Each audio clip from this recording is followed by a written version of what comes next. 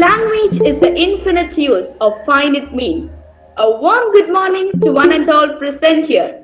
I, Adnanda from Government MGHSS Mangalam, extend my warmest greetings and wish you all a happy Children's Day. And let's celebrate the day with full joy and fully appreciate the joy of childhood that has been given to us. We celebrate it because it is the birthday of our first Prime Minister, Pandit Jawaharlal Nehru. His bond and fondness of children are legendary.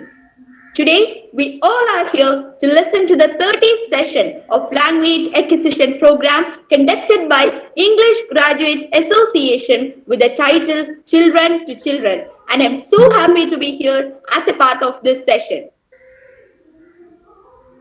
It's a coincidence that we are celebrating the 30th session of Lab also on Children's Day. As Nehru considered children as the strength of a nation, foundation of society, Lab has also reached its 30th session, taking up many activities for the empowerment and upgradation of students across Kerala.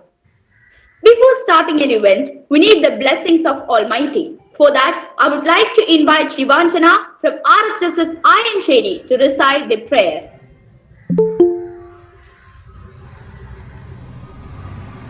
Litany light amid the sucking gloom, lithos me on. The night is dark and I am far from home, lithos me on. Keep them of feet and do not us to see the distant sea. One step enough for me. Litany light amid the sucking gloom, lithos me on.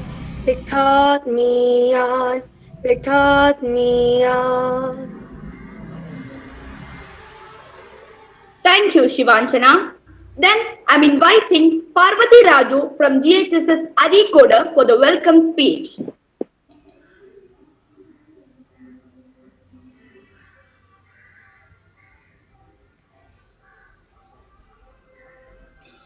Good morning to all. I am Parvati Rajiv of Government Higher Secondary School, Arikod. Today, November 14.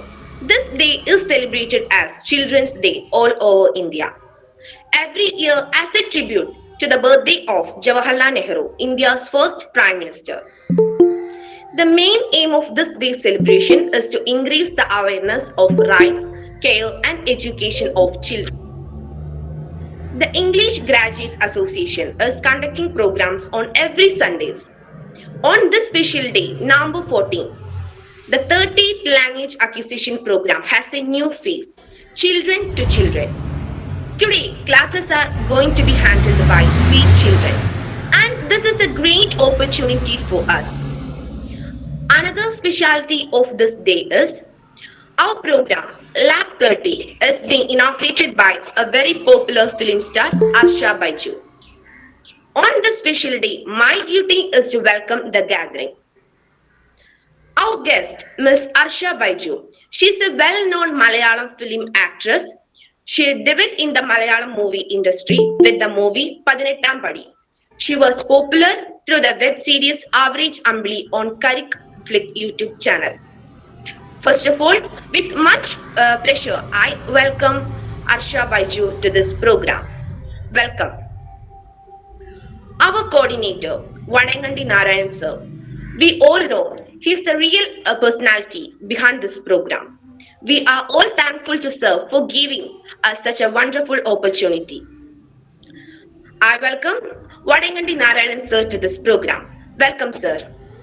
Next, I welcome our anchor Aryananda of GMGHSS Chadayamangalam to this program. Welcome Arya.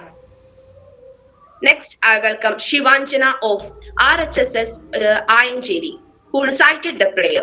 Welcome Shivanjana. Today, our first session is going to be handled by Anne-Marie Augustine of St. George Higher Secondary School, Kulattuvail. Proudly, I welcome Anne-Marie Augustine. Welcome, Anne-Marie. And our second session is going to be handled by Abel Biju of Durga Higher Secondary School, Kanyangadu. With much pride, I welcome Abel Biju to this program. Welcome, Abel. Next, I welcome Lamia Bijesh of SSHSS Kudarani, who proposed the vote of thanks. Welcome, Lamia. I welcome each and everyone who are watching this program. Once again, I welcome all of you to this program and I wish all of you a happy Children's Day. Thank you. Thank you, Shivanjana. An ideal teacher should constantly seek knowledge, be of great character, have high motivation, and be creative, innovative, and effective in the training strategies. Whose face came to your mind when I said this? Yes, it is none other than our Vadekandi Narayanan sir, who has been conducting such an informative and valuable program without wanting any reward or without any selfish motive. Sir, I'm inviting you to deliver the presidential address with the utmost respect and reverence. We are so eagerly waiting for your words. Thank you, Arya. Good morning, everybody. Today, the 20th Language Acquisition Program by English Graduates Association. Since it falls on Children's Day, children are taking sessions. And a film star is going to inaugurate this program. First of all, let me congratulate the performers, including the anchor Aryananda and all the others who has recited the prayer, who has done the vote of thanks. The vote of thanks. Nothing more to say. All the best for the program. Thank you. We are so delighted to hear your valuable comments, sir. Thank you. And I'm sure that this 30th session of Lab, which falls on Children's Day, will be a memorable one for all who gathered here. Because today we have got a charismatic personality to inaugurate our session. And that is none other than our famous film star, Biju. Before the inaugural address, I invite your attention to a video clip. Let's have a look at it.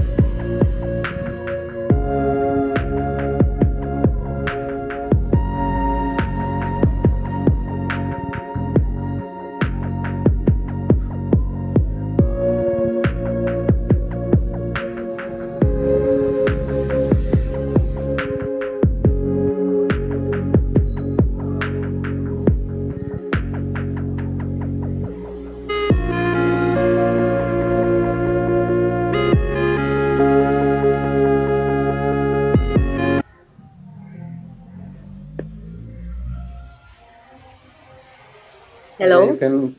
You can call her for the inaugural address. Oh, okay, sir. Okay, okay. With a great honor and respect, I'm inviting Asha ma'am for the inaugural address. Welcome, ma'am. Hello. Thank you so much for inviting me. Hope all of you are doing good and hope all are safe. And happy Children's Day. Um, Now, as the COVID regulations has been relaxed, I know everyone is excited to be back at school, and I'm also excited as my college opened recently. Um, Now, meeting all of you here, it made me recall about my school days where I started to learn to dream about the life I wanted to live. When I started to find the actor in me, I think behind every dream we see, there is something that drives us to see that dream. For me, it was through dance and music.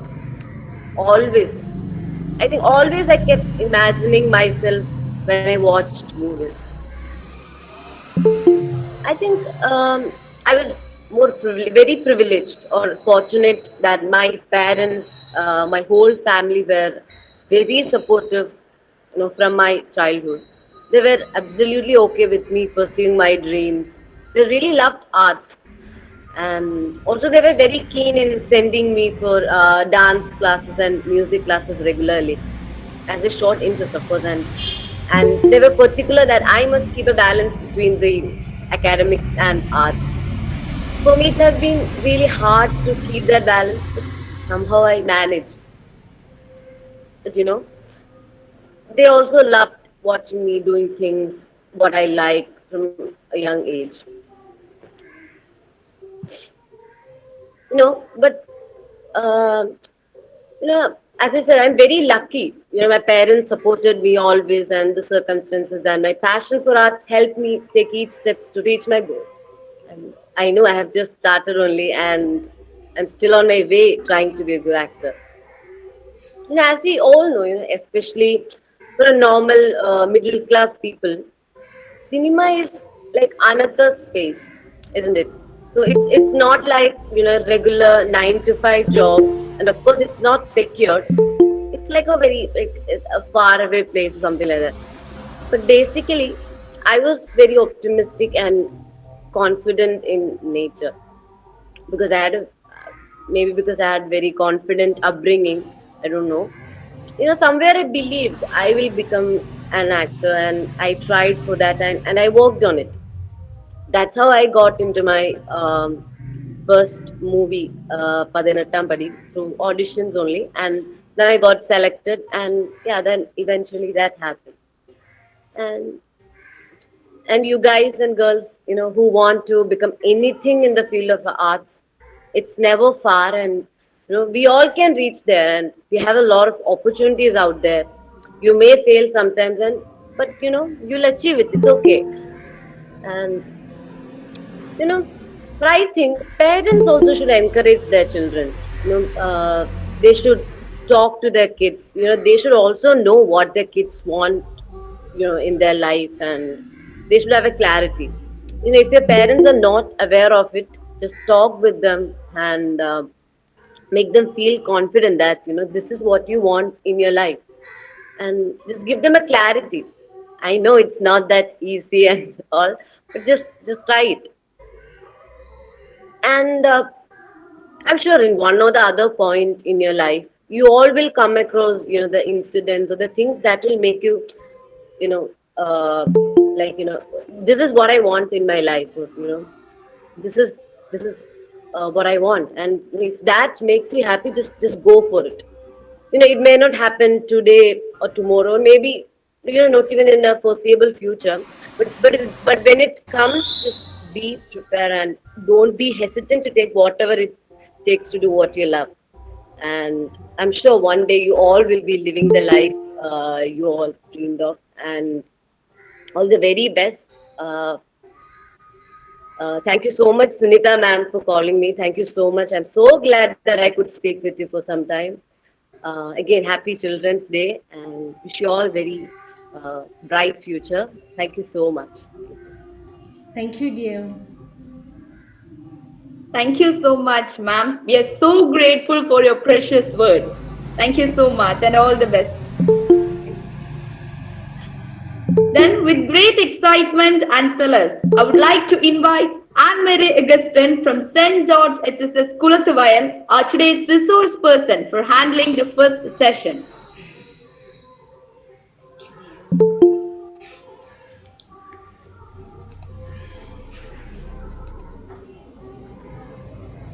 Just a minute, let me start my presentation. Is the presentation visible? Yes.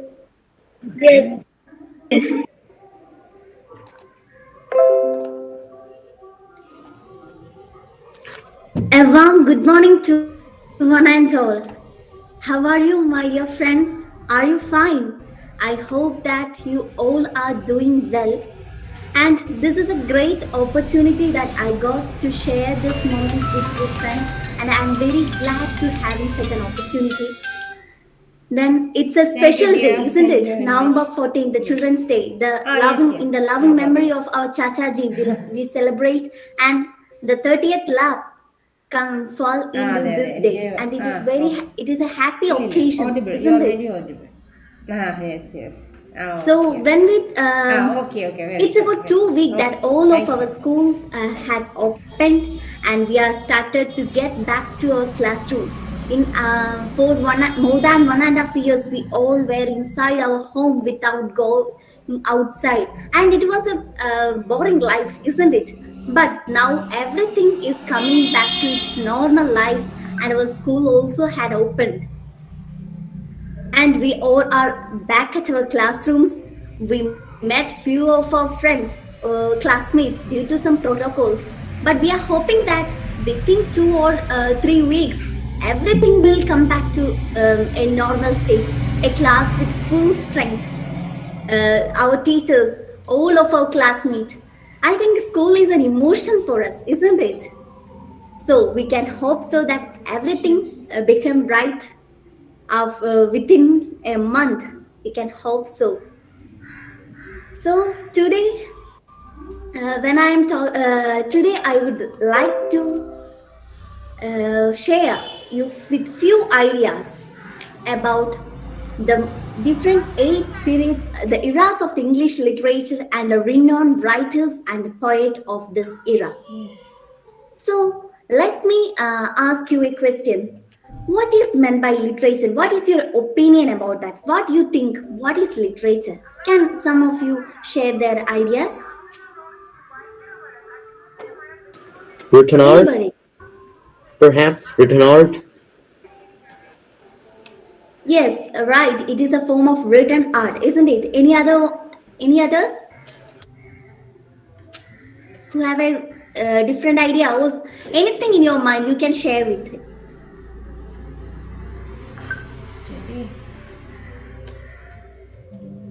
Okay, it's fine. Let's move to the. In my opinion, literature, it is the expression of our thoughts, imagination, and views in the written form, isn't it? It's Deva Karan said it in the right way. It is a written form of art.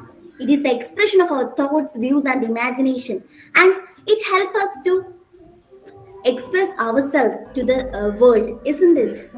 And when we talk about literature, I would like to say that literature derives from a Latin word, literatura, which means writing formed with letters. And today we are handling the session about English literature, and we are going to know how the English literature had become at present. How does it become as now? That means we all heard about evolution, and as per the science, as per the evolution theory of Charles Darwin, we've studied that the human beings are the nature has reached such as present by undergoing and several processes. Such a way, the literature has also undergone many processes, and thus it reached what it is now. So we are going to know a little more about how the English literature had reached in this modern era.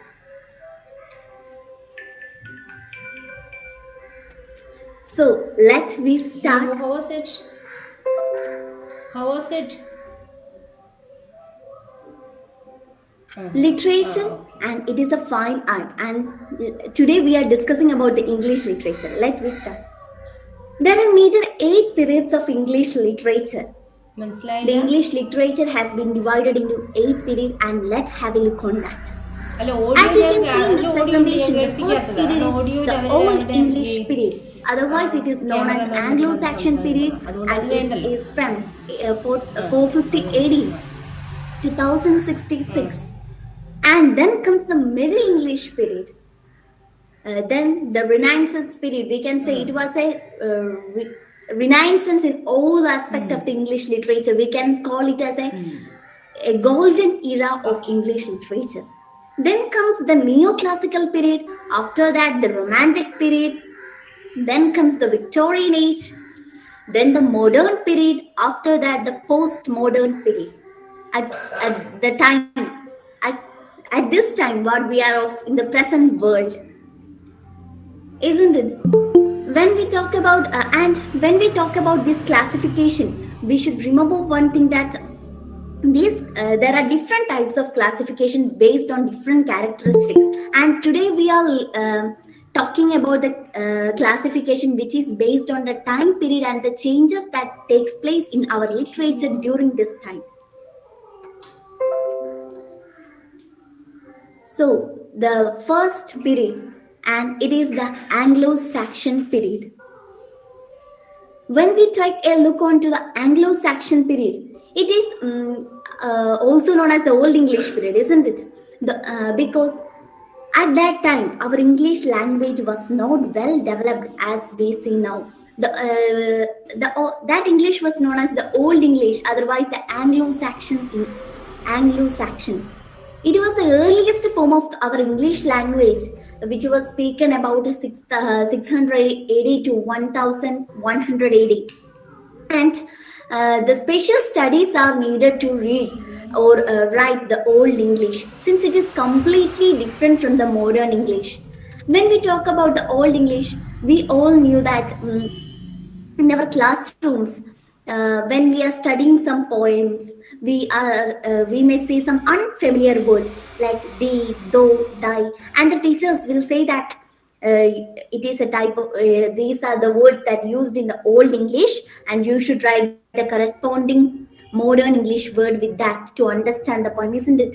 Thee, though, thy, we all had familiar with that. So this is known as the Old English, and special studies were needed for that. And when we talk about the Anglo-Saxon literature, it was in an oral form, and in Old English poetry description, in the poetry of Old English literature, it was the description of sad events and cruel situations. That means it was full of tragic, and tragedy was common than happiness. The writers take the themes as sad events. So let's move to the next slide. When we talk about the poetry of the Anglo-Saxon period, everyone's mind there come the poetry, the great Old English poem Beowulf, and it is known as it was the first English epic, and it is renowned for it is based on a storyline. It is a narrative poem, and it was written in the 7th century, but the author is anonymous. We still don't know anything about the author. Who is the author? It is unknown. And it is a story about an heroic adventure of a hero, Beowulf. Beowulf is the protagonist of the poem. And the poem is written about in 3,000 lines. The poem contains of 3,000 lines. And in that lines, the story discusses, it is a narrative poem, and it discusses about the life of an hero, the adventures by him, named Beowulf. And when we talk about, look more into that story, the story takes place in Denmark, and Beowulf was a young warrior from the southern Sweden, and he went to Denmark to help the king Hrothgar, because Hrothgar's great heart It was a monument by Hotgus, and that great hall was troubled by a lake monster named Grendel. And Beowulf went to help the king to get rid of the lake monster Grendel. And Beowulf fought with the Grendel with the bare hand, without any arms, without any weapons. He fought with the monster and killed it. And Grendel's mother came to Beowulf to take revenge of that, but Beowulf killed her too in her home lake. In the lake, he also killed the Grendel's mother. And later, the Beowulf became the king, and he ruled the country peacefully for 15 years. In the end, he was died with the wounds that he had received while fighting against a dragon. The poem is full of the adventures of Beowulf. It is an heroic poem. It emphasizes on a hero Beowulf. How was the first epic? Isn't it very interesting? Then there were also many other English poems, and the old English poems were related to religion and the Bible. We all know that in Malayalam literature also the earlier poems were based on religion, isn't it? Regarding to Bhakti movement, isn't it? Thus, in the English literature also, everything depends on. In the old English period, it was dependent on religion and Bible, and it had promoted our English literature to develop a lot. And when we talk about Old English period, there were another two important Old English poets named as Cadman and Cynewulf. Cadman and Cynewulf. And when we talk about Cynewulf, the major works of Cynewulf are Juliana, the Fate of Upper Christ, and Elaine. Then when we look about the works of Cadman, Genesis A and Genesis B, it was one of the renowned work of Cadman. Then Christ and Satan, then Exodus and Daniel. These were the major works of Cadman. And then we can look out the prose. We discussed about the poetry of the Old English period. Let's have a look on the prose. Okay. When we talk about the prose developed later than the poetry. The first form of literature was poems, mostly poems, and the prose get developed after that, after some times, after some years. And the development of the prose took place wholly in England as a result of Christianization. And the prose development was taking place in England. Okay, the oldest example of English prose is Anglo-Saxon Chronicle, and it is a collection of early history of the country. When we discuss about the prose, it was about the history of the country. Prose means any. It can be stories, novels, and the stories and novels get developed later. At first, it was about the history of the country, and it named as Anglo-Saxon Chronicle. And when we look about the major prose writers of Anglo-Saxon period, King Alfred, he was an important prose writer of Old English, and he gave a great contribution to the development of English prose. King Alfred, remember that name. And another important prose writer was Alfred, and he is the writer of homilies and lives of saints. His works were mostly religious. We talked that Anglo-Saxon period was based on religious works. It have religious works more than. Okay, so his works were mostly religious, and his style is known as best. And the style of Alfred in writing these works were known for best because he uses alliteration to join the sentences together. Nowadays, when we study poem, we discuss about the poetic devices, isn't it? And the alliteration, the repetition of consonant sounds, isn't it? And he uses alliteration in that old period in 450 at AD 450 to 1066. He used that alliteration to connect the sentences. So his writing style was known for best. Then, um, then let's move to the next period, Middle English period. Before that, let me ask you a question. We all learn English today in our schools, and we are giving so much importance to the English language. Why we are giving this much importance to the English language? Can anybody say? It is a global language. Yes, yes. It is a global language. It is a universal language, isn't it? And when we look about the English language, it is the language of international communication. Although English is not spoken overall, is not the most spoken language in the world, but it is the official language in 53 countries and is spoken as the first language by around 400 million people worldwide. So 53 in 53 countries it is the official language, and it is the first language spoken by 4,000 million people around worldwide.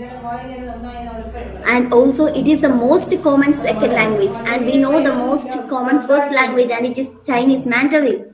After that it comes the English, and we all know that English is a universal language, so we need English wherever we go. And let me ask you a question. Why? How does English become a global language? Any guesses? How does the English is a worldwide acceptance? Do you think about it? How English gained this acceptance? Any guess? Any ideas? Because the British wanted to take more land. They kept invading island after island. And eventually they taught them English. All the natives. Enslaved them. Yes, it is a correct answer here. Deepak gave a correct answer. By the late 18th century, the British Empire had spread English through its colonies and as a part of geopolitical dominance. Commerce, science, technology, art, and formal education all contributed to English becoming a first truly global language. It was the dominance exerted by the British all over the world. By the 19th century, most of the parts of the world under the control of English. Even our country, India, we all studied about it in history, isn't it? Because of when the renowned linguist David Crystal said once, a language becomes a global language because of the power of the people who speak it. So the power of the English was initially based on political and military factors, and most notably the expansion of the British Empire had made English a global language. And I had said just to for your knowledge. And let's move to our next slide. And our next period, it is the Middle English period. Our literature has taken place some changes from the Old English literature. Let's look what is it, isn't it? Middle English period. The Middle English was spoken in England from about 100 AD to about 1500 AD. It was much easier than our Old English. It was more easier to convey, to understand the Middle English than the Anglo-Saxon. Then, when we talk about the poetry of the Middle English period, the greatest poet of this period was Geoffrey Chaucer. Geoffrey Chaucer was the major poet, and he is one of the most skillful and attractive English writers in the entire history of English literature. Because of his great work is known as the Canterbury Tales, and it is about 17,000 lines. A great poem written by Geoffrey Chaucer. Then. And when we talk about the Canterbury Tales, it is a collection of more than 20 stories told by pilgrims on a pilgrimage of Canterbury Cathedral. Chaucer's character, and when we talk about the writing style of Chaucer's character are true to life. That means they represent the people of that era. They represent the lifestyle of the people, the true facts of life. It was the theme of Chaucer's characters were based on the true life. And we know that when the characters get near to our life, when it has in similarity with our real life, we feel more attracted to that work, isn't it? Thus, Chaucer's characters were true to life and they represent their own class and profession. And Chaucer also wrote, we now talk about the Canterbury Tales, and Chaucer also wrote Troilus and Troilus and Crisday, Troilus and Crisday, and the Legend of the Good Woman. These were the another writings of Chaucer, which make him renowned these days.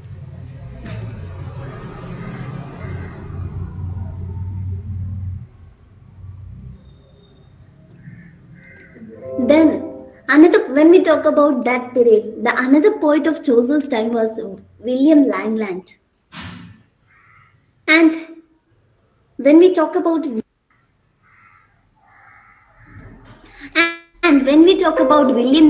Langland, he wrote his major work was The Vision of Pierce and the Plowman. The Vision of Pierce, the Plowman. The characters in this poem was not real as Chaucer's. It was little bit imaginary. Chaucer's take characters true to life, but Langland take characters. They were not real as Chaucer's, but they have similarity with the real life, but they were not real as Chaucer's. And and we talk about Geoffrey Chaucer, and he is considered as the father of English poetry. So, dear friends, remember that who is the when in after anywhere when you hear that when someone asks you who is the father of English poetry, we should say that Geoffrey Chaucer, and we should remember what were his tales, the tales of Canterbury, Troilus and Crisday. We should remember his major those tales. Okay.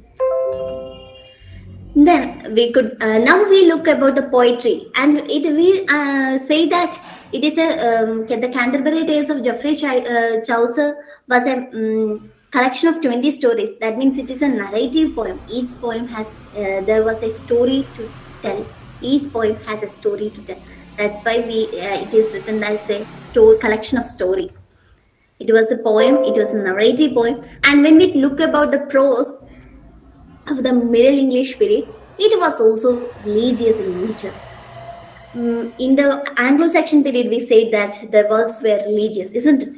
In the Middle English also, the prose works were in religious in nature.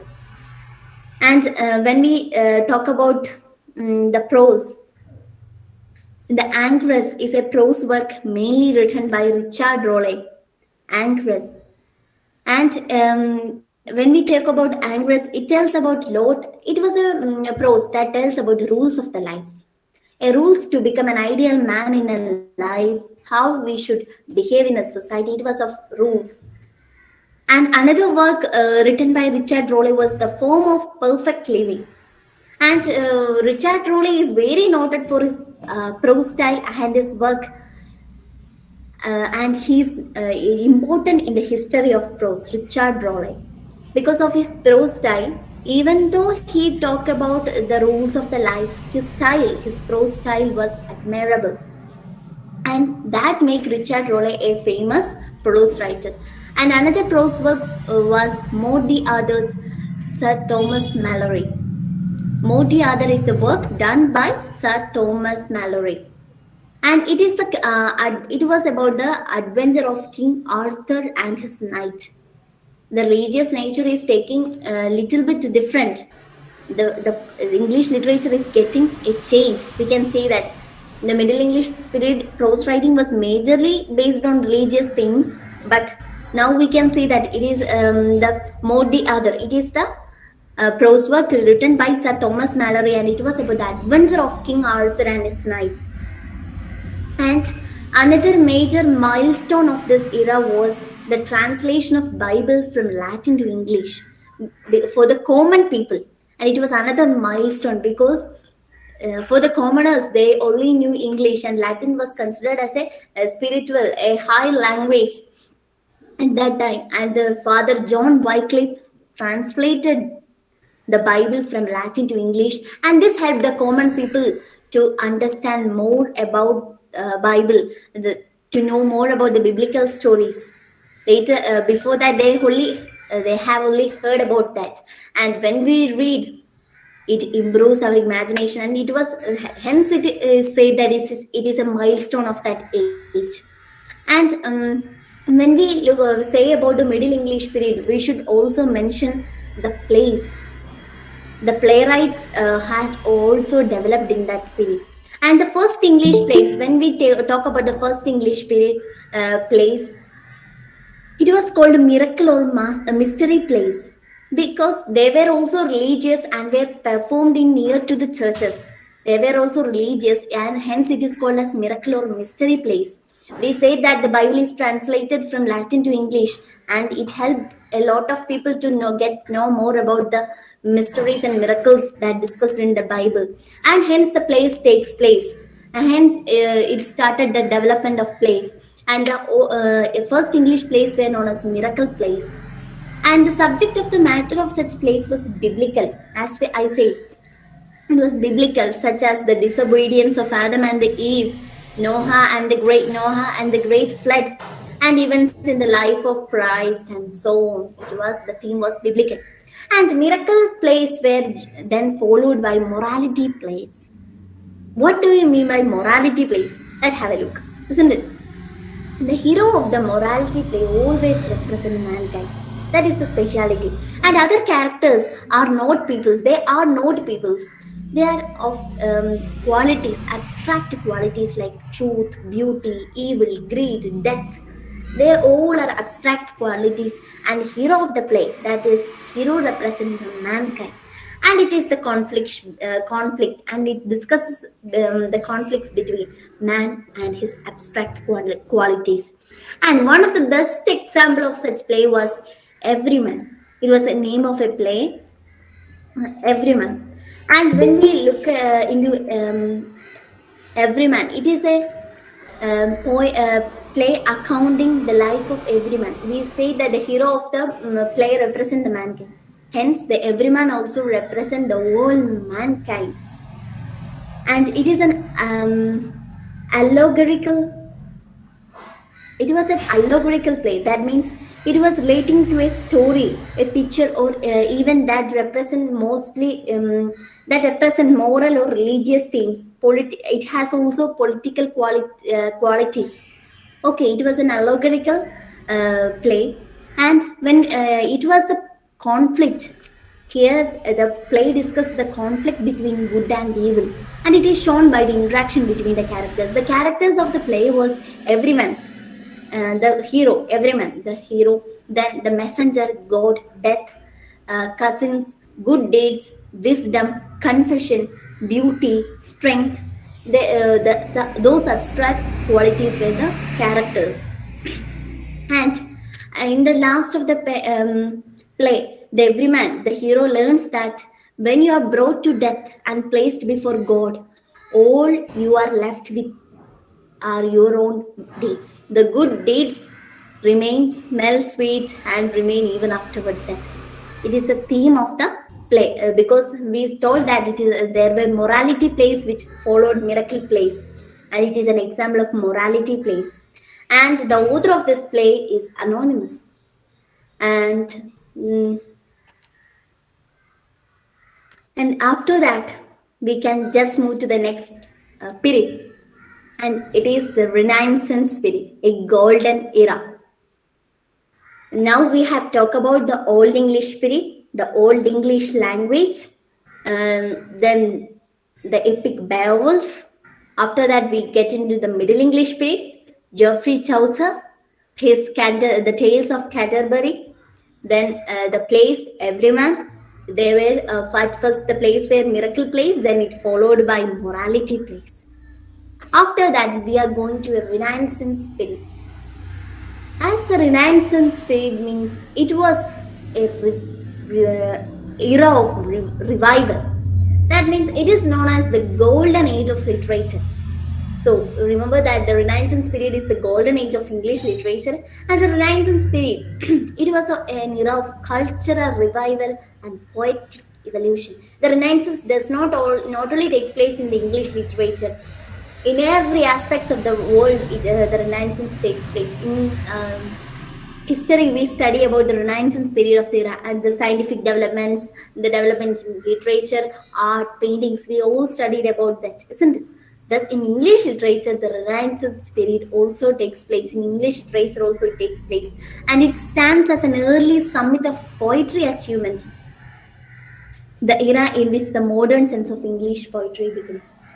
We say that Renaissance means a revival, a rebirth, isn't it? Such we call that era Renaissance because it was the beginning of a modern English, in the beginning of the sense of modern English poetry. The poetry was not well developed to modern, but it was the beginning of that sense, a development. Hence, it is called as a Renaissance period or a rebirth period. Let's look the poetries of the Renaissance period. When we talk about the poetry, the poetic forms mostly employed during this period were lyric, tragedy, elegy, or pastoral. That means elegy means the poems regarding on the death of a person, the poem regretting about the death of a person, like funeral songs were of that period. Then pastoral poems are literary or artistic works that evokes rural life, usually in an idealized way. That is meant by pastoral. That means it discusses about the rural life, but in a idealized way, in an ideal manner. It talks. Let look. The goal of each poet was to capture the essence of the beauty of the modern world. The poem is changing from the religious thoughts, when the religious theme, from the religious themes, the poem is slowly taking place to an essence of beauty in the modern world. Okay, the Renaissance period of English literature was the age of William Shakespeare, the renowned poet, isn't it? Then Christopher Marley, the Sir Philip Sidney, Ben Jonson, John Donne, and John Milton. Hence it is called the Golden Era. It was the era of golden poets, and their works. There are no words to say about that. We in school classrooms we learned some of their works, isn't it? Then, when we discussed about the Renaissance period, the earlier Renaissance poet was Thomas Watt. The earlier poet was Thomas Watt, and he was responsible for many innovations in the English poetry. He had responsible for many innovations. His most famous poem were Whoso list to hunt. Whoso list to hunt. They flee from me. What no? Perdy lacks my fair falcon, and blame not my lute. These were the famous poem written by Thomas Watt, and he was one of the earliest English Renaissance poets. And when we talk about the Whoso list to hunt, it was a poem, as we told, it was a poem, and it is a Petrarchan sonnet written by him, Thomas Watt. It is partially a translation and partially an imitation of Francisco Petrarch's sonnets 190. It is an imitation of that, or partially a translation of Petrarch's sonnet. And it was likely to written in 1530s or 1540s, making it one of the first sonnets written in the English period. When we talk about Whoso list to hunt, Whoso list to hunt, it is considered as one of the first poet in the English literature, first sonnet in the English literature. And it is about love. The speaker describes love as a desperate and violent pursuit in which man attempts to hunt down woman he loves. It was dependent on love. The theme was that, and it was a sonnet. As we said, it was a sonnet. Then we can take a look to next slide. And we say that the Renaissance period is a golden era, and I told that because of the golden poets. And when we talk about the golden poets of Renaissance period, otherwise the English literature, the first name that come into our mind, who's that? Anybody say the poet or the person who comes to our mind when we talk about the English literature? Few names are there. Yes, William Shakespeare. Then everybody can speak. It is we can I am also like you, and we can make it as an interactive session. Any other? Leo Tolstoy, Leo Yes, Tolstoy. Charles Dickens, yes, William Wordsworth, yes. These all are the poets. These are the ones poets, story writers that come into our mind when we talk about the literature, English literature, and William Shakespeare. He's an iconic figure, isn't it? And then let's have a look into William Shakespeare. We can get near to him. William Shakespeare was, as we all know, he was a playwright, poet, actor, widely regarded as the greatest writer in the English language and the world's greatest dramatist. You all know the reason, and we can look more into his plays, poems, etc. later.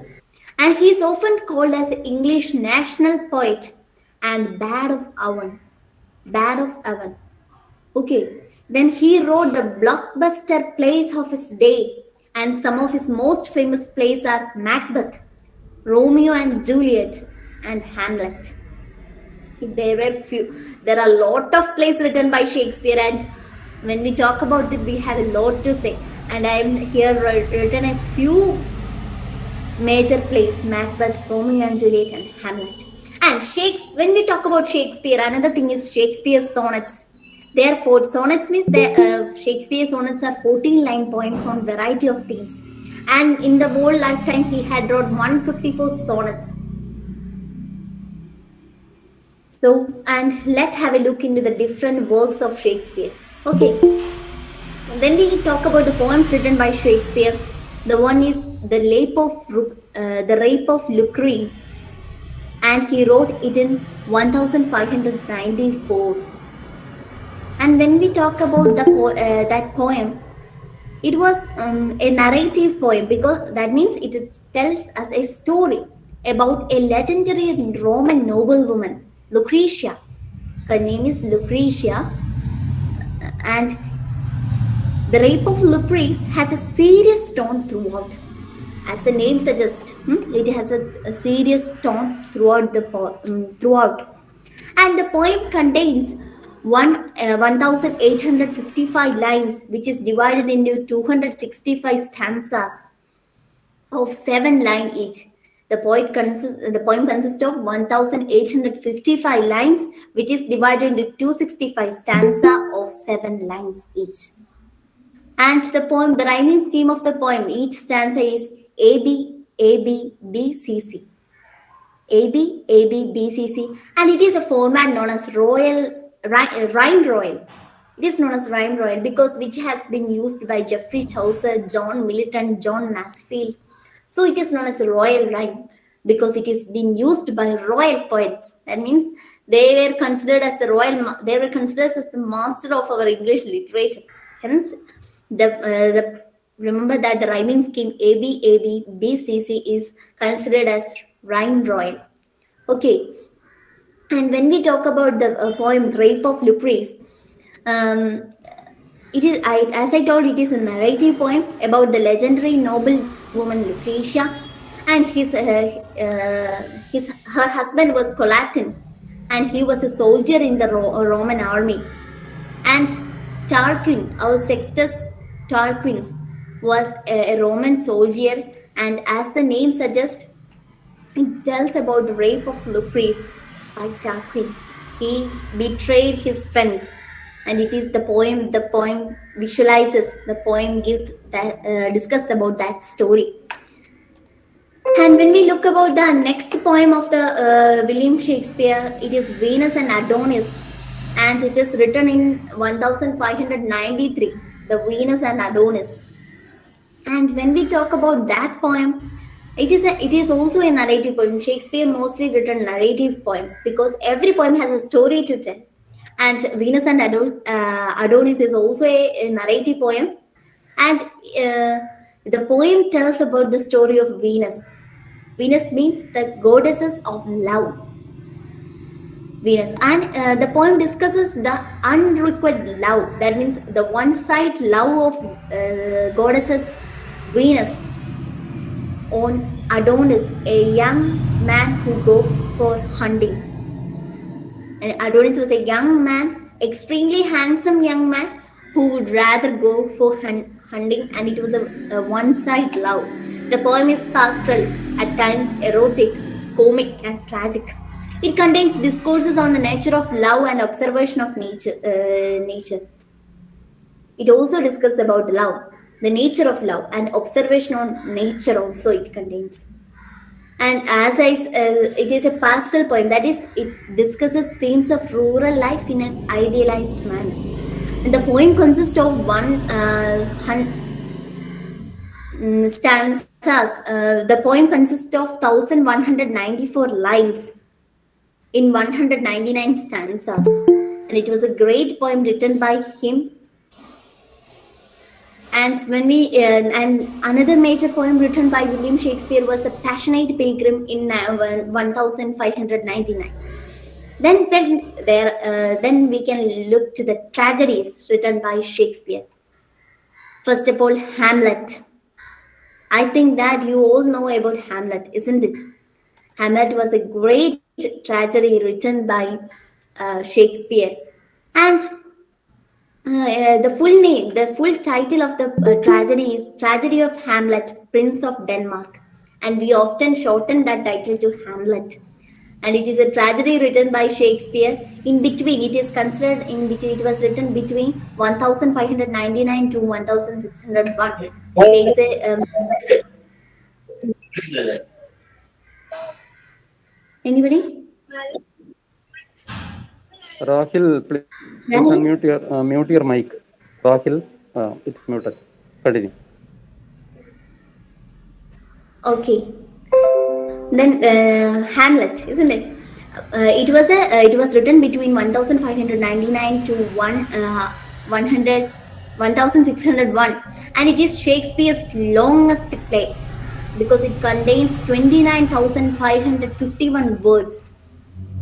We know it is the longest play written by Shakespeare, and the plot of the poem takes place in Denmark, and the poem depicts the Prince Hamlet and his revenge to his uncle Claudius, who has murdered Hamlet's father in order to seize his throne and marry Hamlet's mother.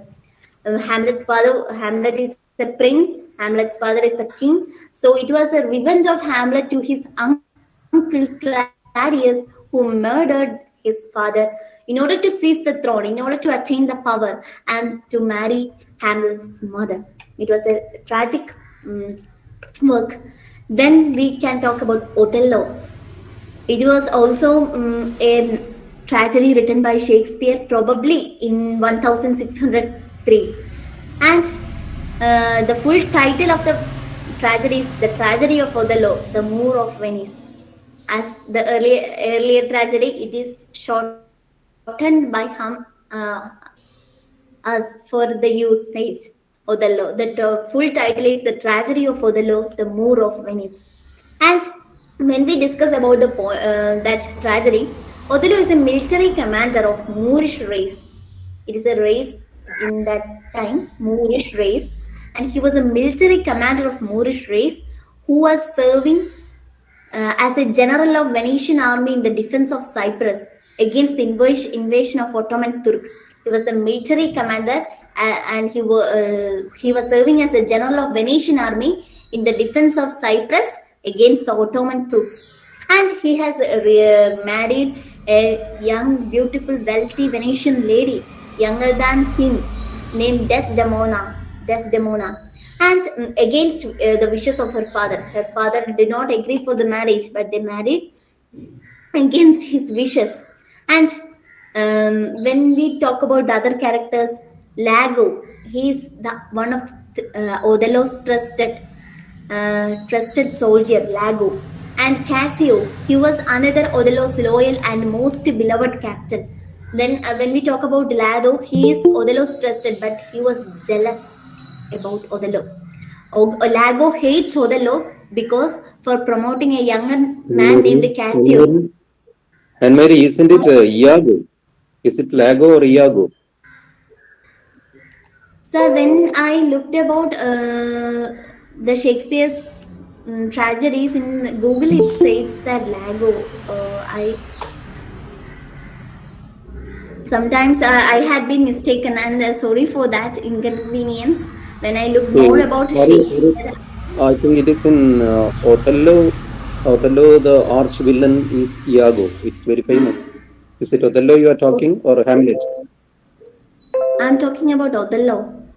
Yeah, Othello, Desdemona, the arch villain that is Iago. That is world famous. Okay, Babe. sir. Okay, sorry, friends, for that inconvenience. I had not meant for that, and it was my fault. Sorry for that. And Iago, he hates Othello for promoting a younger man named Cassio above him, and Lago considered Cassio as less capable soldier than himself. And Othello appointed Cassio as the beloved captain, and this makes Lago to hate Othello. And as a result of that, he we said that the Othello had married Desdemona, and Lago burns Othello's jealous and stalk him to kill his wife, um, Desdemona, because he makes stories about Lago. Iago makes stories about Cassio and Desdemona and make his master to kill his beloved wife. And the reason for that is Othello. Iago hates Othello. And the next, another his tragedies were the King Lear, Macbeth. And when we talk about the comedies by Shakespeare, The Midsummer Night's Dream, The Merchant of Venice, As You Like It, Twelfth Night, etc. Then he also wrote some tragic comedies such as Cymbeline, The Winter's Tale, and The Tempest. And his last play was The Tempest, and it was an autobiographical play written by him, and it was the last playwright by William Shakespeare, and it is thought that it is probably written from 1610 to 1611. So then we can move to the next slide. Then another major poet of the Renaissance period was John Milton, and he is considered as the most significant English writer after William Shakespeare. And his epic was Paradise Lost, and his epic was Paradise Lost, and he also wrote a classical tragedy, Samson Agonis, and a pastoral elegy, Lucidus, and they are widely regarded as the greatest poems of John Milton. Milton also wrote many sonnets and lyric poems and those lyric poems and sonnets were on Shakespeare and on his blindness. These were the two sonnets, his famous sonnets, the famous sonnets written by John Milton. And when we talk about Paradise Lost, it is an epic poem in blank verse written by John Milton in the 17th century, and it is considered as Milton's masterpiece. It talks about the theme of the poem is a biblical story, the fall of man. That means the temptation of Adam and Eve by the fallen angel Satan and their expulsion from the Garden of Eden. And it talks, as the name suggests, it is the story how the Adam and Eve lost their paradise.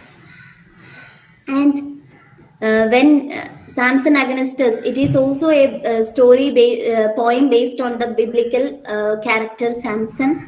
And when we talk about his sonnets, on Shakespeare is one of his major important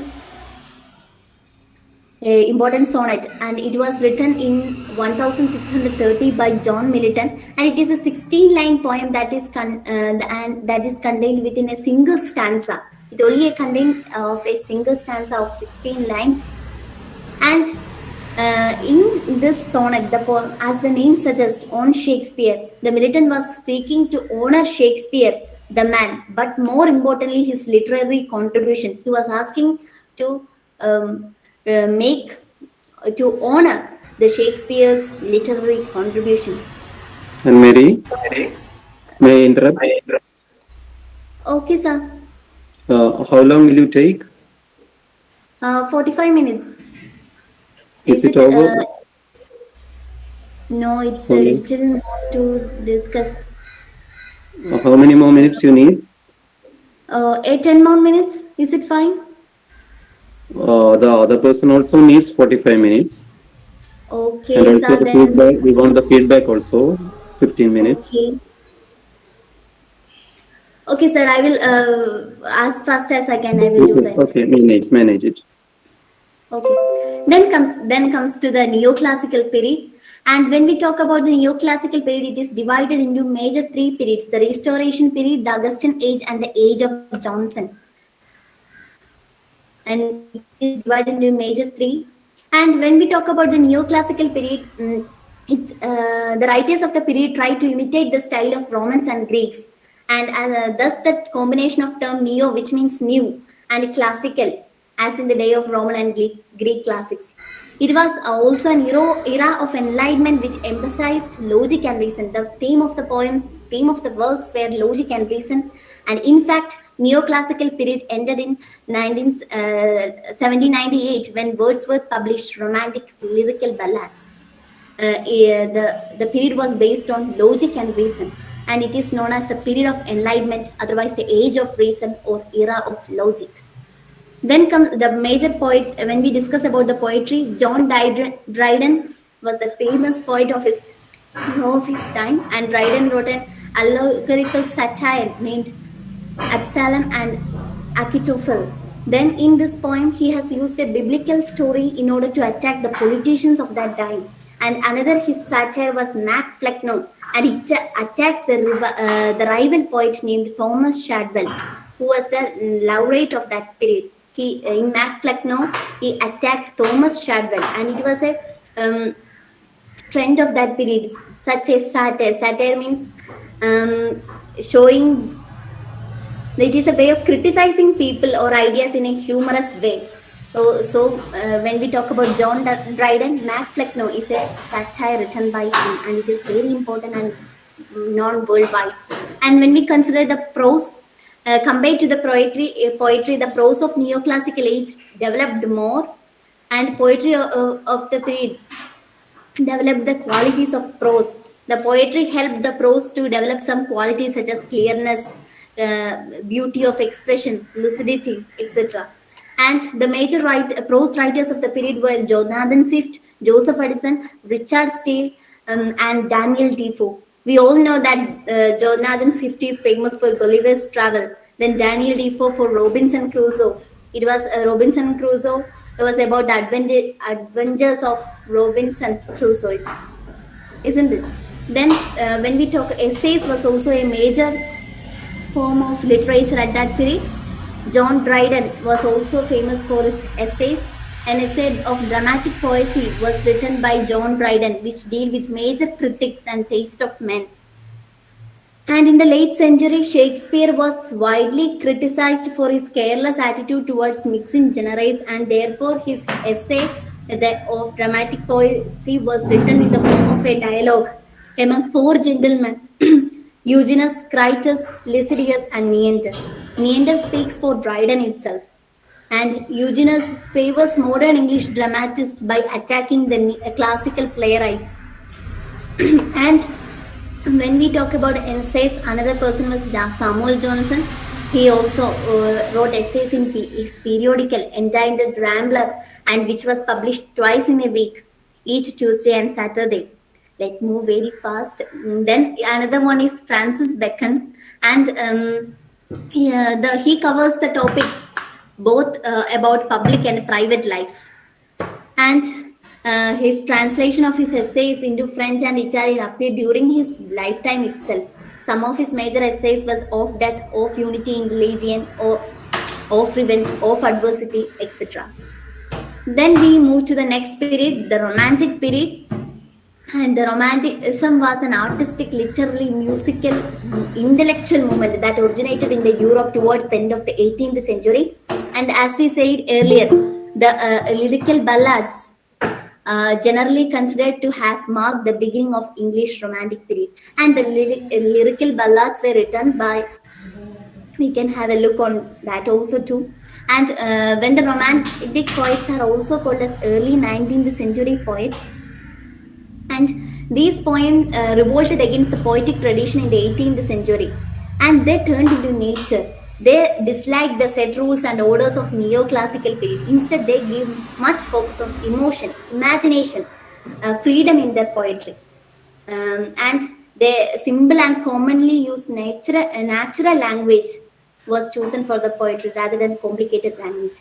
When we talk about that, William Wordsworth is regarded as a forerunner of the Romantic period, and he is also known as the poet of nature. The Prelude, Few Miles About the Chinton Abbey, The Excursion were his major poems. S.T. Coleridge, Lord Byron, P.B. Shelley, John Keats, etc., were also the important leading figures of Romantic age. The prose of the Romantic age was mainly specialized in poetry. There also appear few writers. Though some romantic poets, Coleridge, Shelley, Keats, Bryan, wrote some excellent prose in their critical writings, letters, and journal, and some of the novelists like Scott, Jane Austen were the masters of prose style of that period. And another important workers, as let's take a look on that. William Wordsworth, Samuel S.T. Coleridge, then Lord Byron, Percy B. Shelley, John Keats, Jane Austen, they were the important writers and workers of the period. When we talk about the essays, Charles Lamb, William Hazlitt, Thomas De Quincey were the three major essays of the Romantic period. And these essays tackled diverse subjects like the Romantic poets and prose writers, and they also given a new attire to the English literature. Then comes the Victorian era, and Victorian era because it refers to the English literature during the reign of Queen Victoria, and novel become a leading genre in English during this period. The novel become to get famous during this period, and it discusses about the life of middle class. It is also an important point. Then poetry of and most of the writing of this period, the poetry reflects the current social, economic, and intellectual problems. The poetry of this period show crisis of religion and philosophy because of the development of science. And the Victorian poets took a stand of social reform. They tried to reform the society. And these are the major Victorian poets like Thomas Arnold, Robert Browning, Elizabeth Barrett Browning, Alfred Lord Tennyson, Gerald Manley Hopkins. And prose also has the characteristics. Victorian prose has certain characteristics of the age. It has a moral purpose. The prose works have a moral purpose, and the major prose writers was Thomas Carlyle, John Henry Newman, John Ruskin, and then Lord Macaulay, W.H. Pater, Matthew Arnold, etc. They represent the problem of their own age with a fair amount of realism. And we can see some of the major works written by them. Let's have a look on that. Then consider the modern period, and we are coming to an end. And the modern period, the major characteristics was individualism, experimentation, symbolism, formalism, etc. Due to the carnage of two world wars, it affected the writers of the period, and modernist writers broke the free old forms and techniques. They started to give a new writing style for the literature, for the poetry, for the prose works. They started to think modern, and that is the important characteristics of the modern literature. And when we consider poetry, T.S. Eliot, W.B. Yeats, W.H. Auden, and were the famous writers or the poets when we considered about the poetry, and you can see the famous poems written by them. And then next comes the prose, and important prose writers and works were Angus Wilson's, then Rudyard Kipling, D.H. Lawrence, Arnold Bennett, H.G. Wells. Then when we talk about the modern period, there was a famous Irish playwright named George Bernard Shaw, and he was a famous playwright. And some of the major places of show were Widowers' Houses, Mr. Warren's Professions, Arm and the Man, Candida, etc. Then essays. The major essays was Bertrand Russell. His essays were about philosophy, politics, and well-being of humanity. His collection of essays were known as unpopular essays. They were popular, but even the title was known as unpopular essays. And then comes the postmodern period. When we consider the postmodern literature, it is a form of literature that characterized by Mary, the it is high time. It is high time. See, it is 10:25. Only 35 minutes left for closing the program. okay, So sir. And try to wind up. Try to wind up. Okay. okay. And the major postmodernist writer was Cathy Acker, Peter Ackroyd, Edward Albee, etc. Then it's time to end, and let's have a recap on the 8 periods. The major 8 period was Old English, Middle English, Renaissance, Neoclassical, Romantic, Victorian Age, and there were 2 other ages. It is not so important, but let's have a look. Edwardian, Georgian. After that, it comes the modern period, then the postmodern period. Thank you for giving me such an opportunity, and I am very sorry that I had taken more time, and sorry Abel for that. I'm very sorry, and thank you for giving me such an opportunity. Thank you. It is really an amazing session, and thank you so much for such a great session. Then I feel very privileged to invite our next RP, Abel Biju from Durga HSS Kanjangada, for handling our second session. Welcome, Abel. Hey, thank you, Arunda. Hey, well, good morning to one and all person here. This is me, Abel Biju. Yes, sir. Abel, before starting, let me tell you one thing. Try to make it. Of course, I will. Okay. Interactive. Okay. Yes, of course. So I'm Abel Biju from Durga Higher Secondary School, Kanjangad. Sorry, sir. Sir, did you heard what I said? Yes, I need to be interactive, isn't it? Yeah. Okay. Yes, sir. So let me ask you something. How's your day actually? Today it's Children's Day. Do you know what's the other specialty of this day? Today it's November 14th. It's Children's Day. Jawaharlal Nehru's birthday. Yeah, and also we have one more other day that we celebrate. It's not a celebration day, it's a day. We observe this day. Sorry, I can't hear.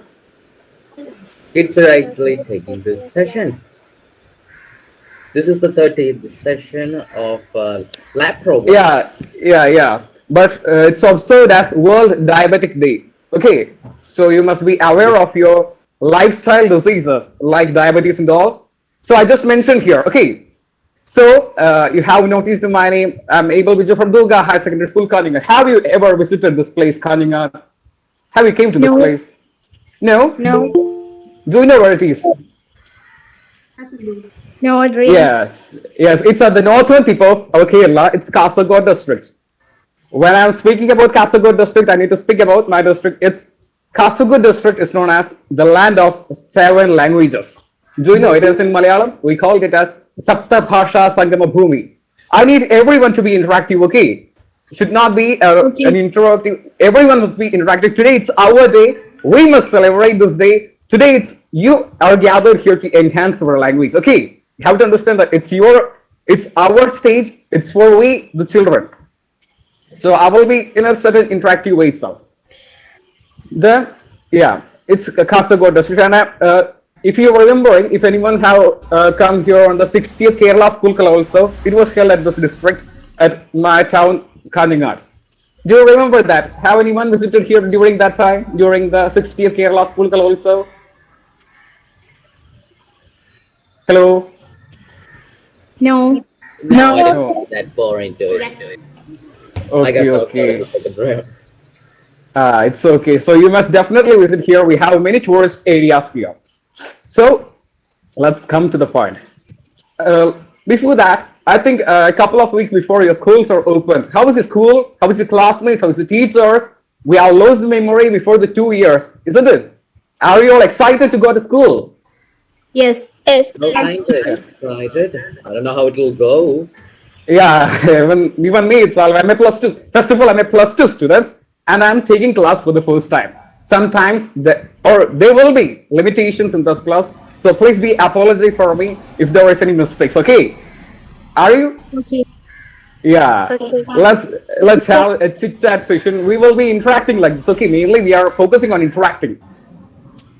Yeah. Then what do you know about and today I'm majorly focusing on interacting, and today we are discussing about pronunciation. I think all of you are using English in a very good manner, but still we do not know the actual pronunciation of many languages, isn't it? Many words. For example, I will say woman, comfortable, garbage, cloth. These all are very much mistakes in our following English. Do you know which English that we follow in our country? Which English we follow? Which type of English in our country? British English. Yes, it's British English. Yes, very good, very good. Yeah, I need to be interacting like this. Okay, you must be interacting like this. Yeah. And if you have heard our previous Anne Mary's session, you will be understand that who is known as the father of English language.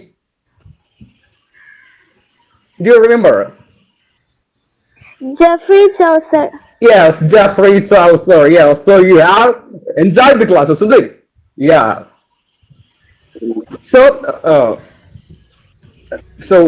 when we are well, let me conclude that school sentence. If you are going to school, you must follow the COVID-19 protocols. Okay. Otherwise, we won't be able to continue our offline classes. We won't be able to meet our friends, our teachers, our classrooms. We won't be able to continue that. Okay. So first of all, you have to be health conscious. Okay. You have to wear mask, hand sanitizers, keep distance. Yeah. Then we know English is using in many languages. The forms of spoken English, however, vary considerably more than a world where English is spoken. English is spoken in many language in many parts of world, isn't it? We know there are almost many I think almost 60 plus countries are speaking English language as their official language. So today, first of all, you have to take a pen and a paper with your hand, because today we are going to study about the pronunciation. Okay, do you have a pen and paper with you? Sometimes some of you might be laying there because just for a namesake. Everyone who are laying, wake up and sit on a table and take a pen and paper. It will be very much enjoyable. Take a pen and paper. We are gonna discuss about the pronunciation that we mispronounce. After this session, we will be the more enhanced than the previous session. Okay, we will be more enhanced before we are attending the session. We will be able to enhance our pronunciation. Take a pen and paper. Did you take? Yes. Yes. Yes. Yeah, got it. So, the first word that we are going to discuss. Or do you think that there are any words that we mispronounce? Do you think yourself that I'm mispronouncing this word? Is there any words like that? Oh, there are a lot. I recently fixed up. Like, it was one of them was mayonnaise. I pronounced this as mayonnaise. And when I realized that I was pronouncing it wrong, I corrected it. Yeah. Any other guys? Any other? I need everyone to be interactive, okay? Should not be a silent guy. It's our day. It's our session. We are gonna conduct the session. It's not me. It's not you. We are gonna. Okay. Then do you have any other feelings or any other words that you feel? No. Then let's study each and every word. We kind of don't realize that we are pronouncing something wrong until we hear its right pronunciation. Yeah. So our teachers will help us to. We have to ask to our teachers. They will help us. Okay. So this was the coming words is being given by my dearest, my beloved English teacher, Mrs. Ruba ma'am. I really thank her for giving me such words. So first of all, let's look the word stomach. How do we pronounce the word stomach actually? Is that the correct way of pronunciation?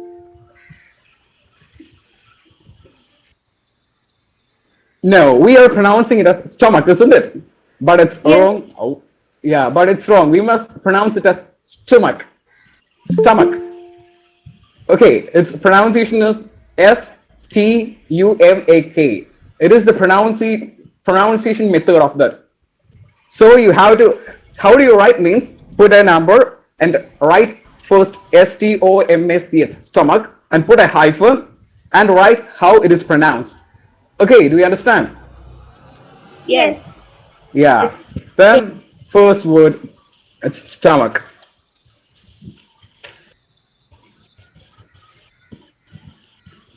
Are everyone writing? Yes. Yes. Everyone, please respond. Are you writing? Yes. Yes. Is there Yes. any dizziness feeling you? Is there any dizziness? Do you feel any boring or no?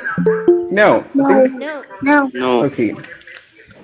You must be very much charming. Okay. Today it's our children's day. You must be charming. You must be energetic. We children are the tomorrow's world, so we must be energetic. We must think a lot. Okay. Should not be something who are put aside.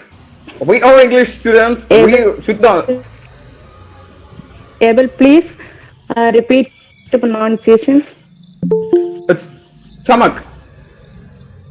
STUMAK.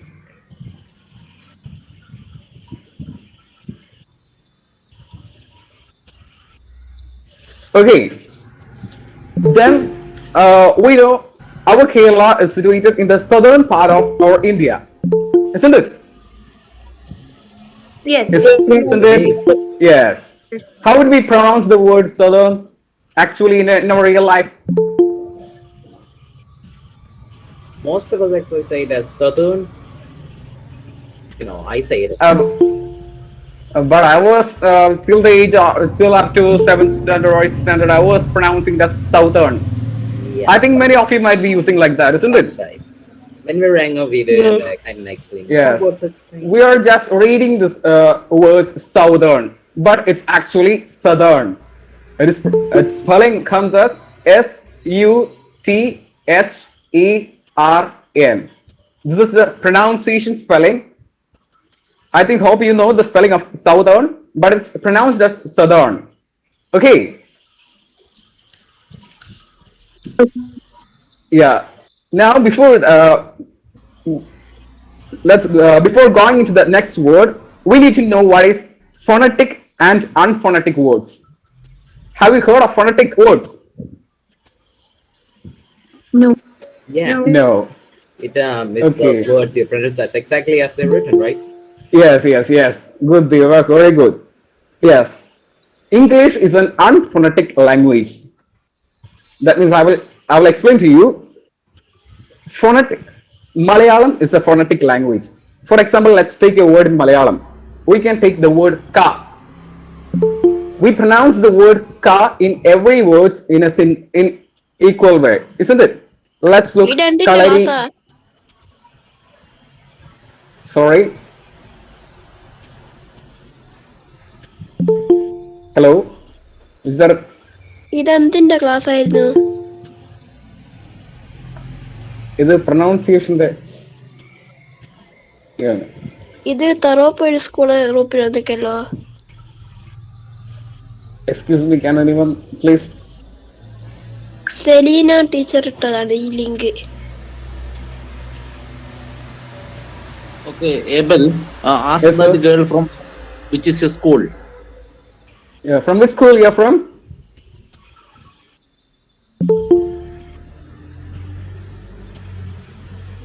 Hello. Hello. Okay, I think she has left. Abel, the same thing happened in last classes also. Some girls are coming unknowingly without knowing the class, no? Okay, you please continue. No Okay. problem with that. So we discussed about phonetic words. The word ka in Malayalam is used as same pronunciation. That means we use ka, kalari in we use ka, and kara we use ka. That means the same pronunciation is repeated, isn't it? Is there any doubt in that? No. Kalari and kara, we use the ka pronunciation equal.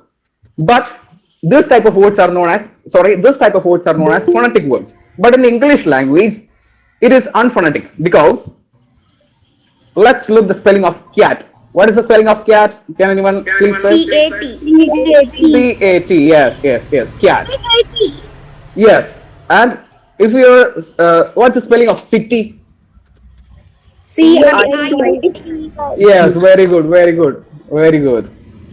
So, if you are noticing that we are using the same letter cat, and in both words cat and city we use the same word C, but we say it as ka and sa, isn't it? Yes. Yes. So English is an unphonetic language because in each and every word the particular letter has unique sounds. Okay, I think it's clear. Yes, clear. It is clear. Yes. I think only a few of them are responding. Please respond, man. I'm repeating this. Yeah. Please, everyone, do please respond. Yes. Very good. The next word that we are going, you have to continue the writing, okay? The next word that we are going is desert. Do you know desert? It's maribhumi, isn't it? Yes. Yes. We pronounce it as desert. D-E-S-E-R-T, desert, isn't it? But actually, it's pronounced as desert. D-E-S-U-R-T. It is pronounced as D-E-S-U-R-T. Do I need to make this? I'm a speed. If you need any correction, please say to me. I'm a speed. No. Okay. So have you written? That is Yes. D-E. Okay. Desert. Okay. Now we have another desert. What is that desert? D-E-S-S-E-R-T. Food items. Yeah, food items. So you know that. Yes. It is actually pronounced as dessert. That is D-I-Z-Z-U-R-T. It's the actual pronunciation of the word, the food item, dessert. Okay.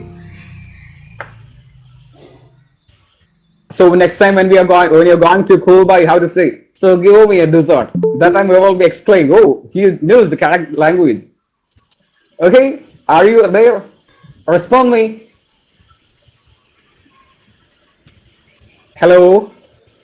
Hello, we can Yeah. hear you. Okay. We really enjoyed this class, by the way. Thank you. Now, what we use, we have many women. The word woman is mispronounced by many of us, isn't it? How do we pronounce women actually? In our daily life, how do we pronounce Woman. women? But many of you might be, as I was up to, before learning this, I was talking as woman. But it's wrong, we pronounce it as women. W-I-M-I-N. It's the spelling of women, pronunciation of women. Okay. It's not the spelling, pronunciation of women. Are you following me? I'm a speed. Do I need to reduce my speed? I think I'm okay. You're okay. Yeah, thank you. Yeah, the next word that we're going is today's topic itself. What's today's topic actually? What I'm discussing about? Pronunciation. Yes. Yes. Are we pronouncing that word in a correct manner? No. No. So you know that. Yeah. We have to pronounce the word pronunciation as pronunciation. That is, we have to give a stress on the S. Pronunciation. Okay.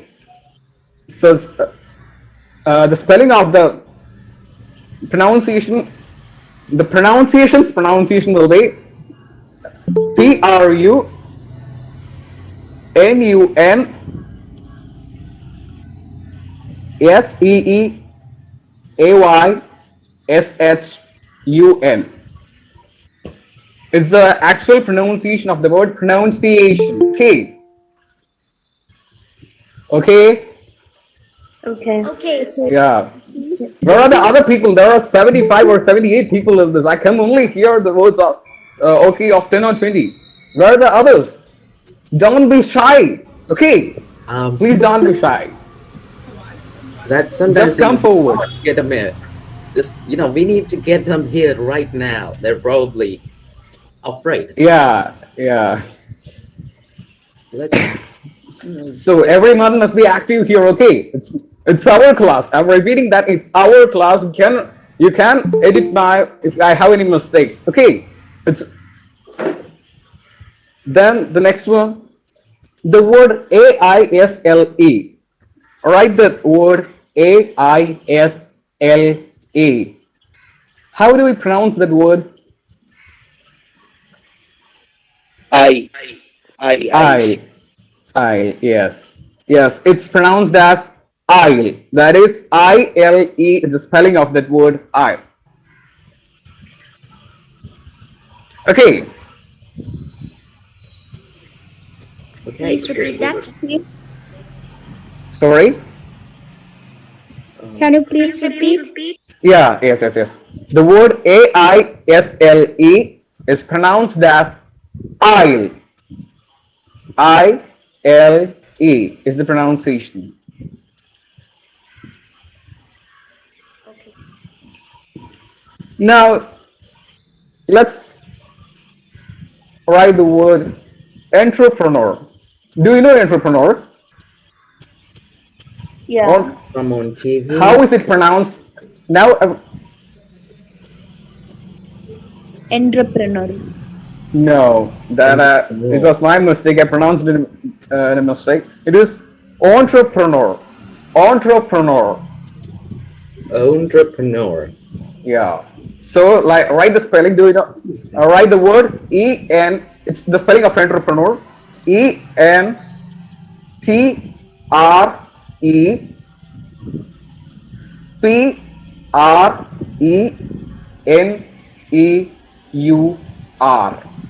I repeat. ENTREPRENEUR.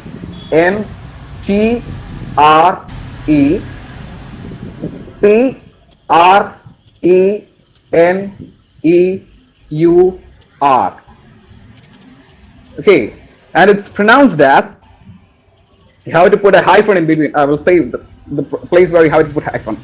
Write ON. It's pronounced as ON. On. Put a hyphen. Are you following me?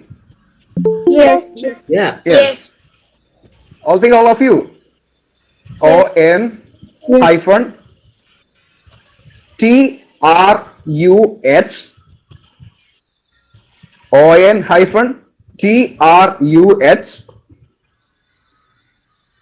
hyphen PRUH hyphen NUH. I repeat. ON hyphen TRUH hyphen PRUH hyphen NUH. How is it pronounced? Yes, it's correct, Niranjan. Yes. It's entrepreneur. Entrepreneur. Entrepreneur. The last word we use is H. It's not R. It's entrepreneur. Okay. Okay. Yeah. Now, do you read newspaper? Yes. Oh, so you read newspaper. I will ask you something about entrepreneur. If you were reading newspaper a couple of days before, though we met a woman, first self-made woman billionaire in India. Do you know who is she? Have you noticed that news? No, so that okay. So sometimes it might not be. Yeah, it's not based to the topic. I just mentioned. Okay, it's not. Yes, it's Falguni Nair. Yes, Ananya Kelly. It's Falguni Nair, the CEO of Naiga Group. I think most of you might have heard. It's a woman brand. Okay, I just mentioned it here. It's just a GK. Okay. Now let's move to the next word. Are you ready? Are you following me? Yes, right. Yes. Yes. Let me ask you, the place where we buy gold, diamond, and all, where do we buy from that? It's from a shop. We call that shop a name. Jewelry. Jewelry. Jewelry. Yes. It's pronounced as jewelry. Jewelry. Okay. So write the name, write the word jewelry. J-E. It's the spelling of the word, and I will give and I will be saying the pronunciation name afterwards. Jewellery. It's the spelling of the word. Put a hyphen, and we will write Joolree.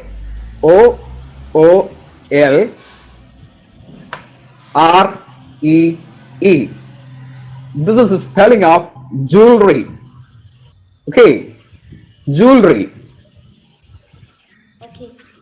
Okay, so next time when you're asking your parents, let's go to a jewelry. It's not jewelry, it's jewelry.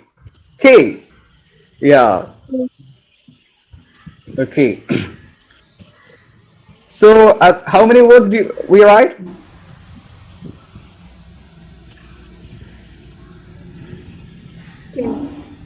Okay, 10. 10 words. Yeah. 10 words. Yeah. We know Lucifer. Have you heard of the film Lucifer? There is no Malayali who haven't heard of the word Lucifer. Yeah. Lucifer is Prithviraj's debut film, isn't it? Yes. Yes. How do we pronounce the word debut? Is it correct? The word that I pronounced? Is it debut? Debut. Okay, so you all know. Yes, its spelling is right. The next word. It's D-E-B-U-T. D-E-B-U-T.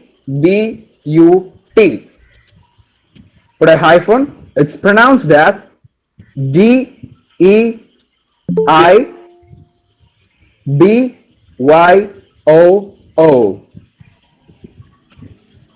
Okay, it's pronounced as D-E-I-B-Y-O-O.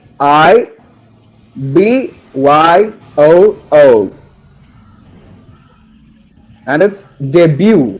Okay, debut. Okay. Okay. Are you all of you are writing with me, isn't it? Is there anyone laying on the bed? Is there anyone laying? No. Yeah, so you must be active. Okay, should not be. I'm repeating this word because I can only find only some students.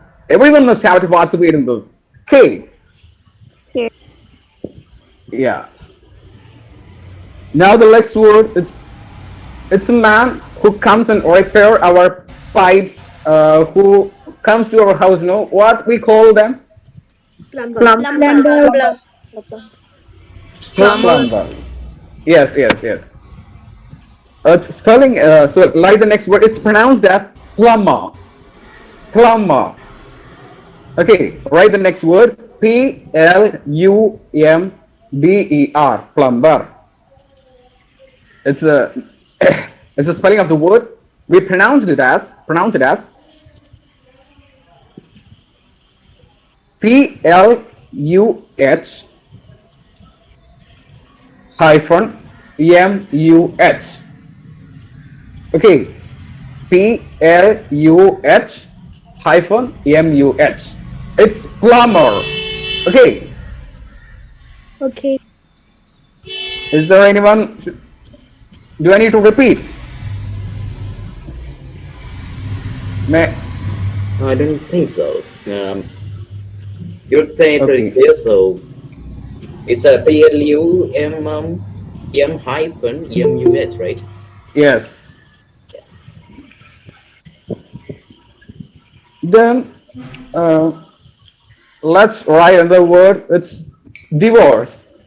I think, yeah, it's a separation of a couple. How do we name that word? How do we pronounce? Divorce. Yeah, some of you might pronounce divorce, some of you divorcee, like that all. The correct, so right, but its correct pronunciation is divorce. It's divorce. Okay, write the next word, divorce.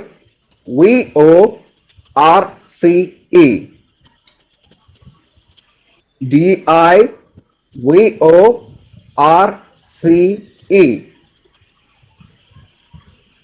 And we pronounce it as Divohrs.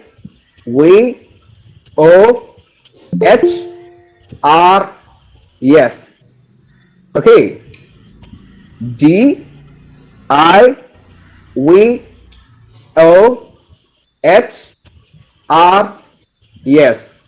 It is divorce. Okay, have you written? Yes. Yes. Yes. Yes.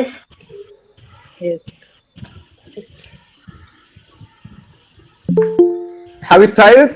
Do we need to play a game? Have planned something great to you? Yes. Let's get it right. Okay. Yeah. So all of you have to participate in this. Everyone need to speak to me. Okay. Should not be sit aside. Be participant in this. Sir, I think it's not time is not. I think. So I will say a word, and you have to write words, similar words to those words. Okay, I will explain it in Malayalam. That is, for example, we write the word feet. In the spelling feet, E is doubling, isn't it?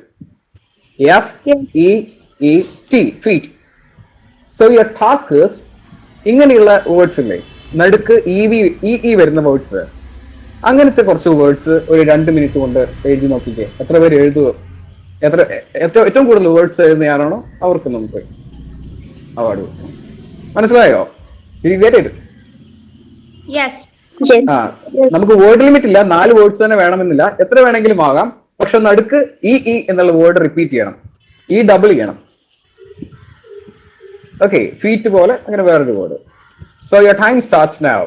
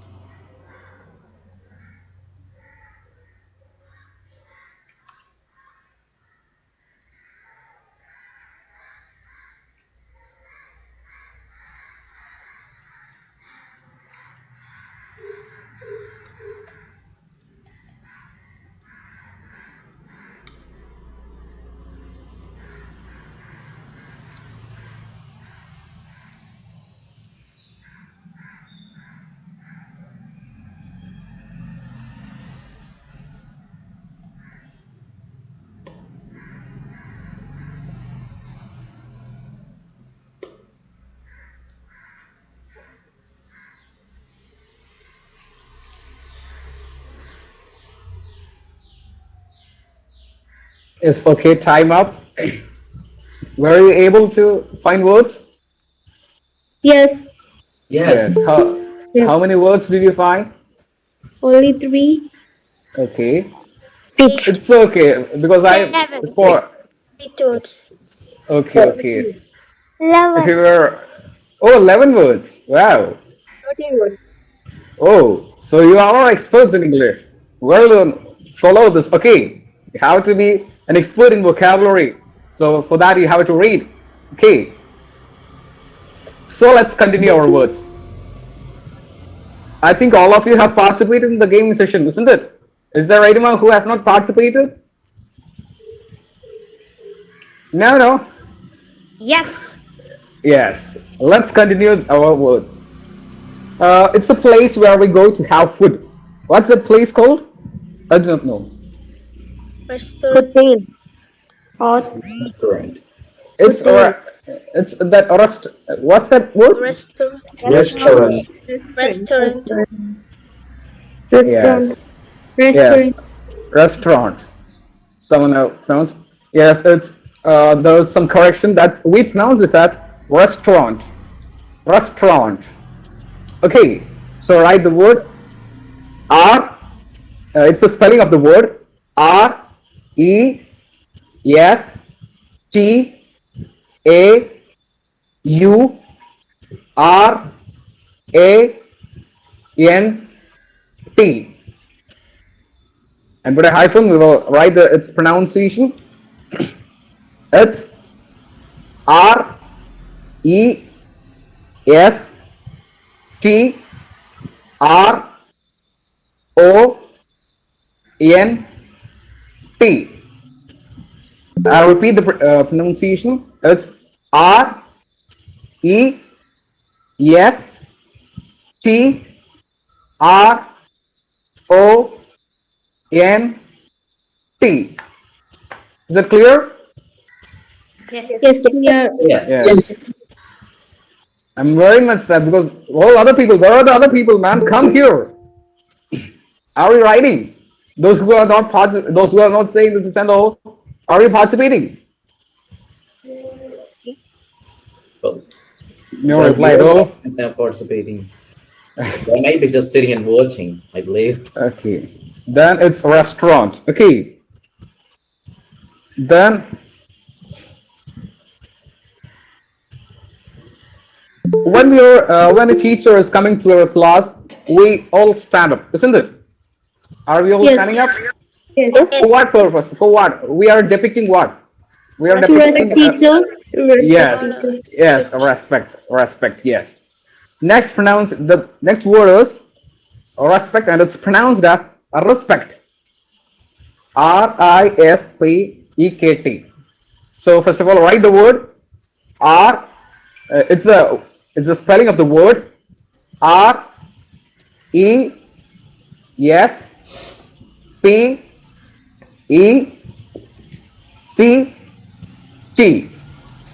and we pronounce it as RISPEKT.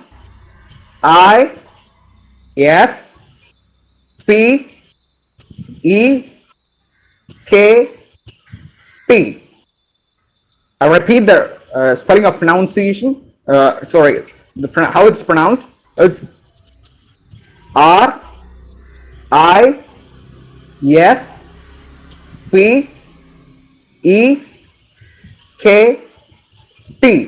Is it clear? Yes. Yes. Yes, clear. Yes, it's clear. Yes. And so let's go to the other word. Do you feel any dizziness or boring? Do we need to play anything? I think you are in a charming manner, isn't it? Yes. Yes. Yes. Where are the other ones? Are you all enjoying this? I think yes, no? Yes. It's very oh, please don't call me, sorry, I'm a positive student. Call my name Abel. Okay. Yeah. The next one. We eat. Look, is there anybody using this specs and all? Is there anybody in this group using specs? No. Yes. No. Yes. Recently I used it, but now. Yes. We use this because it's due to the lack of one thing. It's lack of a thing that we get from leafy corys. No, it's, that because my grandparents alleged that it's due to the lack of leafy vegetables. What do we get from leafy vegetables? Which type of that or a thing that enhances our vision? Vitamin. I think. Yeah. Yes. Vitamin. So yeah, it's yes. But during when I was studying in my high school sessions, I pronounced it as it's vitamin, but its actual pronunciation is vitamin. Okay, so I'll write the word VITAMIN,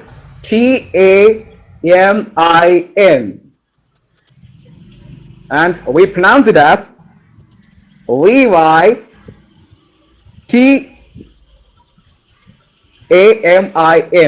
Vitamin. Okay. We pronounce it as VYTUMIN.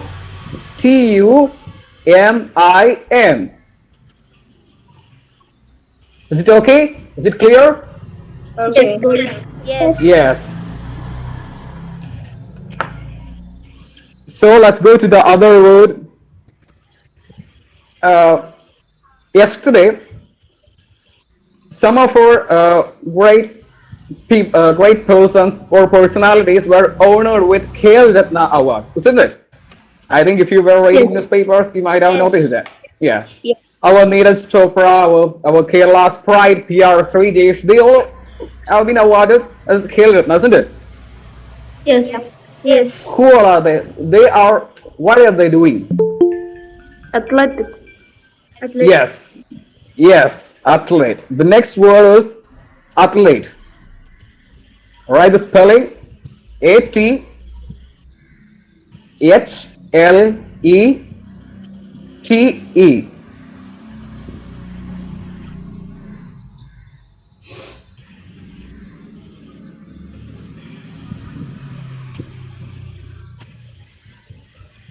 Just a minute.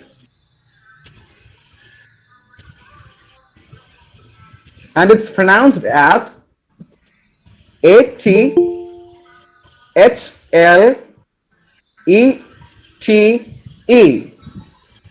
Is as of same of the spelling itself. It's pronounced as ATHLETE. Okay, athlete. Okay, are you guys okay? Okay. Yes.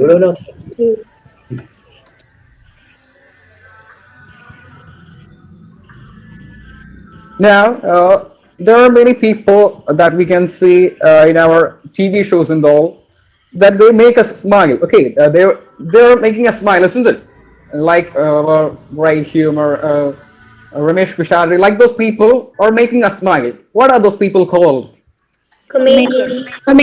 Yes, comedian. Yes. Next word is Next word is comedian. COMEDIAN.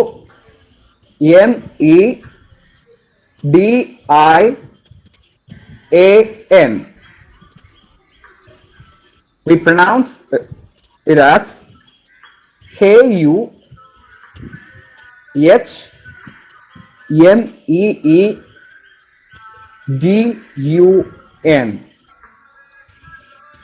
Isn't it? We pronounce it as comedian. Okay, comedian. Yeah. I think there's a bit of there is no first energy inside you. Come on, energy. Where's the energy? You must be charming. Hey, must be like we are English students. We need to be a future English speakers. Okay, we must be a speaker like Tony Robbins and all.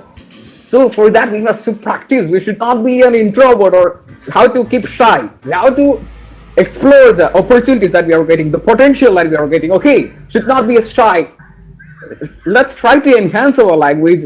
When we are participating in all those programs, we understand our mistakes.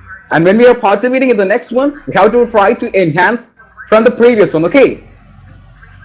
Otherwise, it's a piece of information for you, my dear brothers and sisters. Okay. Then let's continue.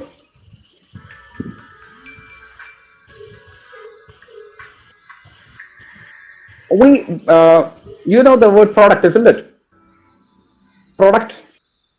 That means Product. yes. This is a product. This is a product from Amazon. Okay. So like those products, I think you understand.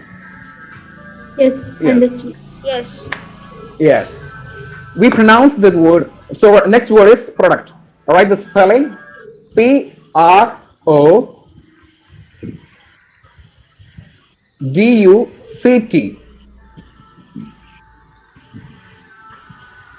And we pronounced it as we need to pronounce it as PROD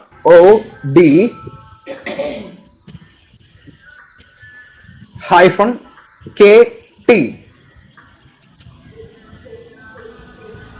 I repeat, PROD hyphen KT, and it's pronounced as product. Okay. Okay. Where are the other people? I need more okays. Okay. Hey. Okay, yeah, yeah. And as I have mentioned, the word that we are respecting or we are honoring it, our athletes, isn't it? How do you pronounce the word honor? Honor. Honor. Can anyone spell the word honor? Honor. HONOUR. HONOR. Yeah, great. Uh, Next, write the word HONOUR, and we pronounce it as honor. Honor. Hyphen. HONOUR. We pronounce it as OMOUH. Honor. How is it? Honor. Honor. Yeah. Abel, may I interrupt? Yes, sir. How long will you take? How long will you take? See, it's So it's 11 up to time. and I can adjust. It's okay. Yeah, I will be. Yes, I so will try to complete. wind up as soon as possible, dear. Yes, it's over. It's over. So Try. Okay, bye-bye. okay. So I think due to the lack of time, let's conclude here because you all have your valuable time you have spent here. So I'm giving you a last piece of information that you have to be you have to be careful while speaking in English because when you're going to British and all, you have to follow those type of uh, pronunciations and stuff. Otherwise, they won't be able to understand. Okay, so while speaking itself, try to be correct. I won't say it's compulsory. We are not able to follow those things in a mandatory, but we have to try. Then only we will be able to be successful in our life. So we can enhance our pronunciation by watching BBC News and all. I think all of you are you watching BBC News? Yeah. Yeah. Otherwise, you have to just once in a week or once in a day, as you wish. Okay. Then and also not only BBC News, there are many English news like ABC News, Fox News, like those all those news are there, and just try to hear speeches to enhance your language, to enhance our English speeches. Like as I have mentioned before, Tony Robbins is a great speaker involved, and our Boris Johnson, the Prime Minister of UK, Joe Biden, Kamala Harris, all those rulers are great speakers. Barack Obama especially, and also you have a YouTube channel named TEDx. Have you heard of it, TEDx? Yes. Yes, Yeah. Check it out. yes. It's a place where the successful people or the people who are successful in life come and stay there. You have to be